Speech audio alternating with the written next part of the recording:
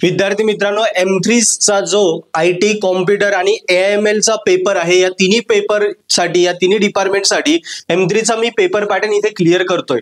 ज्या मुलांना already out of mark पाडायचे त्यांनाही कसा पेपर येणार आहे आणि ज्यांना जस्ट पास व्हायचंय 18-20 मार्क पाडायचे, सो काय काय प्रिपेअर करायला पाहिजे हे मी इथे क्लिअर करतोय. ओके, IT कॉम्प्युटर आणि AIML आणि त्यासोबत CSD या चारही डिपार्टमेंटला M3 चा सेम पेपर असतो. सो त्यांचा पेपर पॅटर्न सेम आहे. ओके, सो बघा, पहिला क्वेश्चन आणि दुसरा क्वेश्चन मध्ये तुम्ही बघितलं तर पहिल्या क्वेश्चन मध्ये A बीट मध्ये shortcut method, variation parameter, Cauchy's आणि B सेक्शन मध्ये कॉम्बिनेशन, ग्रुपिंग किंवा मल्टिप्लायर या टाइपचे क्वेश्चन तुम्हाला येतात.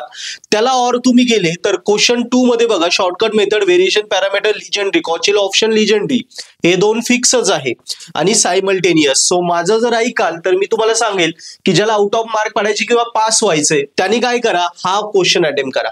हा इझी क्वेश्चन आहे. सायमल्टेनियस टफ असतं, डबल इक्वेशन सोडवावे लागतात. सो हे खूप टफ जातं. लिजेंडरी पण थोडं टफ आहे, पण कॉचीज सोपं आहे, व्हेरिएशन सोपं आहे, शॉर्टकट मेथडच्या 6 मेथड आहे त्या परफेक्ट केल्या आणि कॉम्बिनेशन ग्रुपिंग एकदम सोपा टॉपिक आहे. त्याच्यात सिंपल डेरिव्हेशन, इंटिग्रेशन एवढं जर करताय तुम्ही तर तुम्हाला इथे आउट ऑफ 15 पैकी 15 मार्क पडतात. आणि ज्याला जस्ट पास व्हायचंय त्यांनी फक्त व्हेरिएशन पॅरामीटर केला, 5 मार्काचा प्रश्न. ओके, या दोघांचा एक वायसी काढला की झाले 5 आणि 2 7 आणि या दोन मेथड करा. एकदम सोप्या मेथड आहे, 1-1.5 तासात दोन्ही कव्हर होऊन जातील 5. म्हणजे बघा, हे एक क्वेश्चन ऑरला जाईल. सो 11 मार्क पडतात 15 पैकी. ज्याला पास व्हायचं नुसतं त्यांनी कॉम्बिनेशन, ग्रुपिंग, BOP आणि यांचा वायसी काढून ठेवलं तर 11 मार्क पडतात. ज्याला आउट ऑफ मार्क घ्यायचे त्यांनी हा क्वेश्चन ट्राय करा, कॉम्बिनेशन, ग्रुपिंग, कॉचीज, VOP आणि शॉर्टकट. त्याला 15 पैकी 15 मार्क पडतात. हार्डली 7-8 तासाचं काम आहे आउट ऑफ घेण्यासाठी आणि जस्ट 11 मार्क घेण्यासाठी, 10 ते 11 मार्क घेण्यासाठी तुम्हाला 3 ते 4 तास लागत आहे. क्लिअर आहे मित्रांनो. आता क्वेश्चन 3-4 ला येऊया. 3 आणि 4 हा आहे ऑब्विसली फुरियर ट्रान्सफॉर्म आणि झेड ट्रान्सफॉर्म. ओके, याच्यात मी मुद्दामून या प्रकारे नाही लिहिलं कारण याच्यामध्ये भरपूर वेळा कन्फ्युज होऊ शकतं, कुठेही फुरियर येतो, कुठेही झेड येतो. ओके, सो त्यामुळे त्याच्यात पण प्रकार आहे. फुरियर मध्ये 2 प्रकार, एक फुरियर आणि एक इनव्हर्स फुरियर. झेड मध्ये पण झेड आणि इनव्हर्स झेड. सो कुठलाही कुठे येऊ शकतं, त्यामुळे मी इथे प्रॉपर तुम्हाला दिलं नाही. पण याच्यामध्ये मी एवढंच सांगतो की ज्याला जस्ट पास व्हायचंय, 10 मार्क पाहिजे, 10 मार्क 15 पैकी, ओके, 4-5 तासामध्ये, त्याला सांगतो त्याने फुरियर पूर्ण स्किप करायचंय. फुरियर पूर्ण स्किप करायचं. झेड मध्ये पूर्ण 10 टाईप आहे, 10 पैकी फक्त 3 टाईप कर. झेड ट्रान्सफॉर्म मध्ये 10 टाईप आहे, त्याच्यामुळे की फक्त 3च टाईप कर तरी तुला 10 मार्क पडून जातात. फुरियर पूर्ण स्किप करायचं. झेड मध्ये 3 पॉईंट कर, 10 पैकी 10 मार्क फिक्स.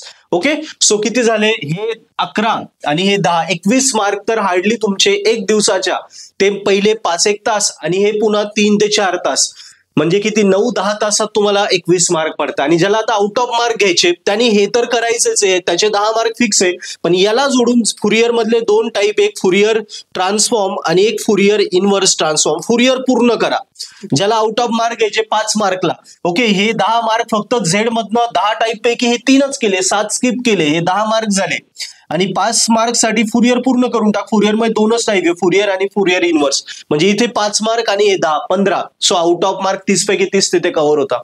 क्लिअर आहे मित्रांनो. या प्रकारेच कॉम्प्युटर, IT, AIML, CSD चा M3 चा पेपर असतो आणि याच पद्धतीने तुमचा पेपर येणार आहे. मी ज्या गोष्टी सांगितल्या फॉलो करा.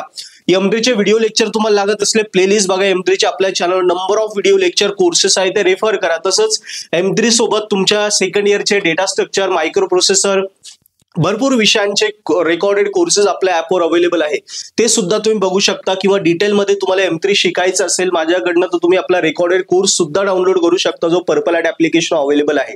यस, सो सेकंड इयर मध्ये डेटा स्ट्रक्चर, मायक्रो प्रोसेसर झालं, त्याच्यानंतर ऑब्जेक्ट ओरिएंटेड प्रोग्रामिंग आहे, M3 आहे, सगळे रेकॉर्डेड कोर्सेस आपल्या पर्पल ॲट ॲपवर अवेलेबल आहे. ते कोर्सेस बघा, फ्री लेक्चर बघा, आवडले तर सबस्क्राईब करा आणि तुमच्या ह्या इनसेम गॅरंटेड स्कोर करा. आत्ता घेतल्याचा हा फायदा आहे की एंडसेम पर्यंत ते व्हॅलिड राहील आणि मराठीत आहे. सो तुम्हाला इझिली समजेल, तुम्ही स्कोरिंग कराल. Okay, thank you.